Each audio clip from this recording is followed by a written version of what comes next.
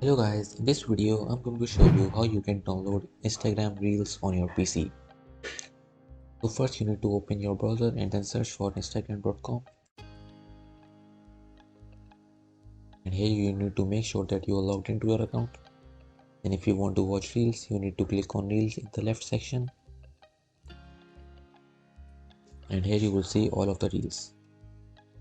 Now if you want to download a Reel, for that you need to click on the three dots.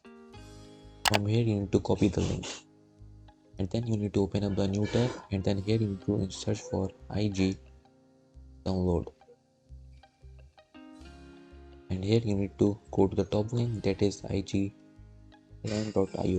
Click on it, and here you need to paste the link that you just copied by hitting Ctrl V on your keyboard. Then click on download, and this will also give you a preview of the reel. So make sure that it is the same bizmoney.in. It is also bizmoney.